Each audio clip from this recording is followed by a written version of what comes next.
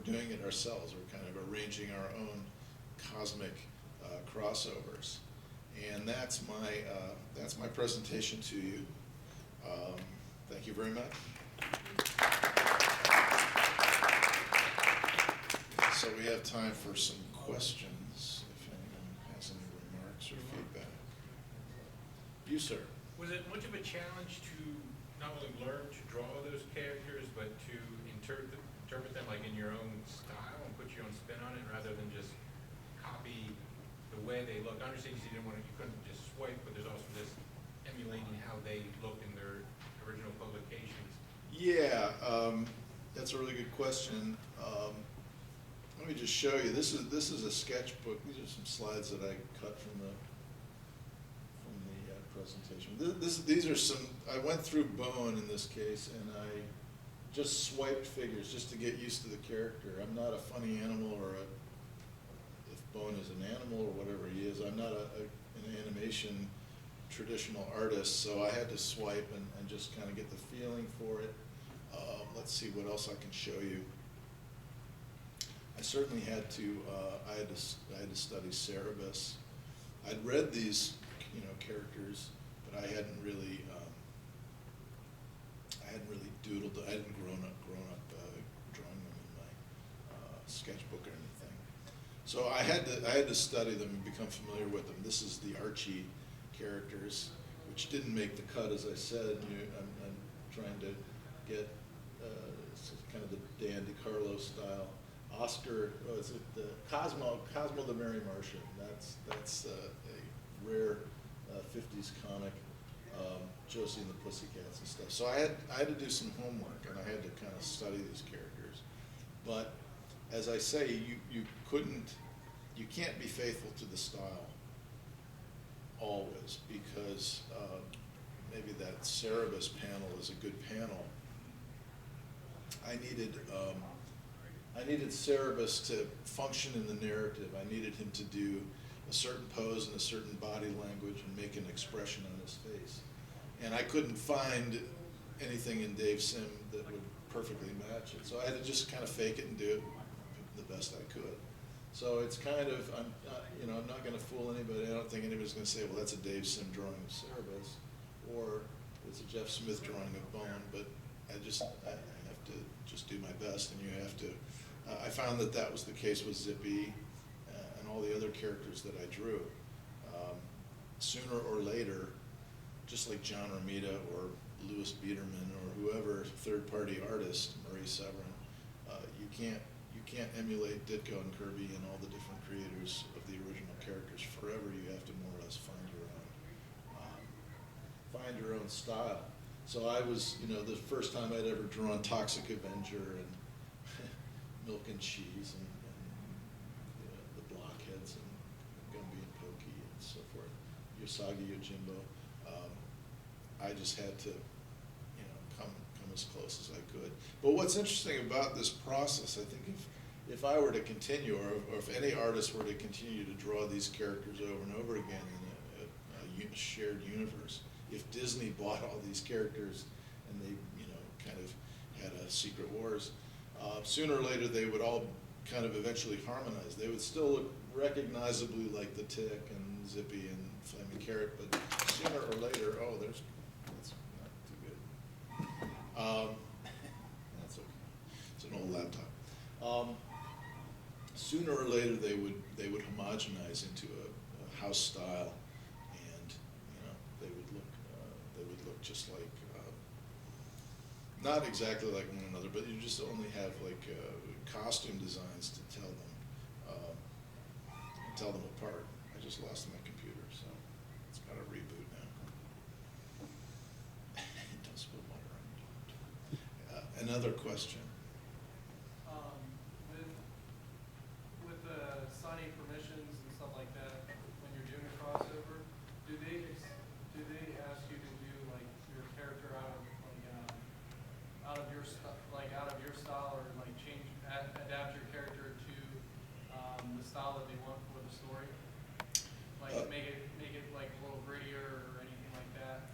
When I'm drawing my character? Yeah, like if they ask you permission to like draw a panel or something like that, draw a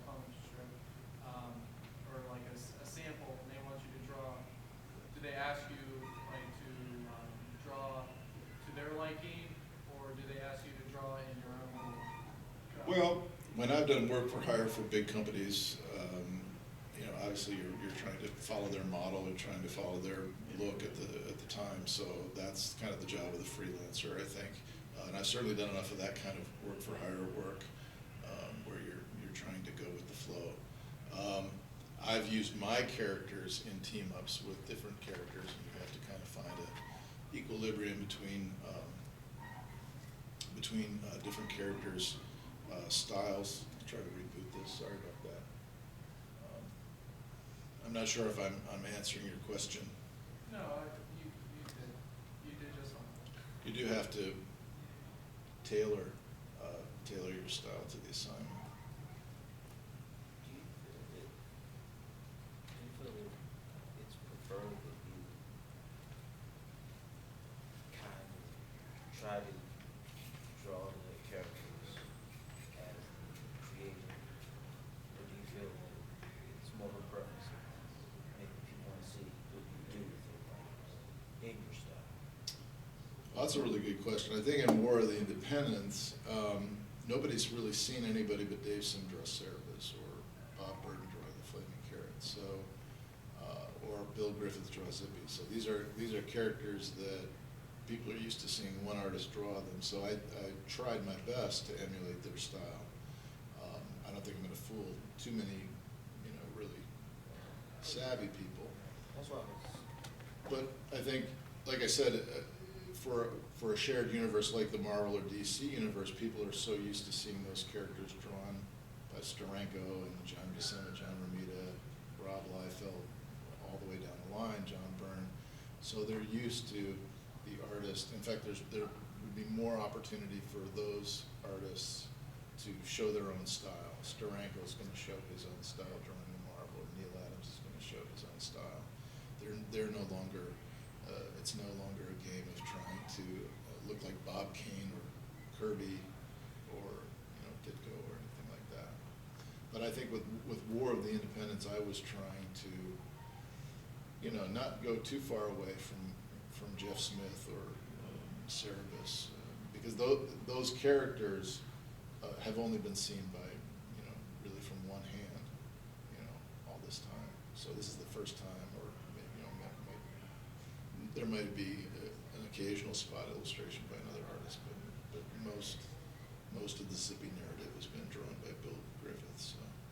So in that case, I think you're going to be closer, or want to be closer to the originator's style. So, the War of the Independence. Right. Now, was that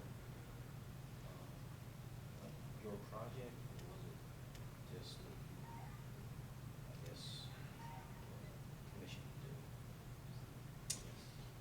Oh, no, that was a project started by Dave Ryan, and in fact, Paul Castiglia wrote the script for that issue that I illustrated, issue number 4. So that was that had gotten underway before I was involved. And as I said, I was just originally I was just going to draw my 2 cents worth, my characters, for just for that one-page cameo scene. And then I was asked to do the whole thing after a couple of years, but just was sitting around. I think Dave Ryan wanted to draw it, but he just didn't have time, so he said, finally, why don't you do it? So that's Did how you ever do something like that in strictly your own style? Well, War of the Independents, I would never undertake such a project. It would never occur to me. I mean, just the headache of getting all those permission slips and so on. But yeah, if I were totally left to my own device, I mean, I guess more of my own style would be asserted. I felt toward the end, particularly, I was kind of relaxing, and I'd drawn the characters so many times. My involvement itself took a couple of years. So the first time I drew Zippy to the last time, I felt a lot more comfortable toward the end. Flaming Carrot, I could draw without looking at anything. So kind of naturally, I got more comfortable as I went. I think that's it. We're all done. 45 minutes. Well, thank you so much for spending part of your day here, and I hope you enjoy the rest of the convention. And stay cool, and we'll see you this weekend. I'm down in Artist Alley in A6. I'm doing sketches, and I do have samples of all many of these projects, so you can take a look at some of the original work and so on. Thanks a lot. Thank you.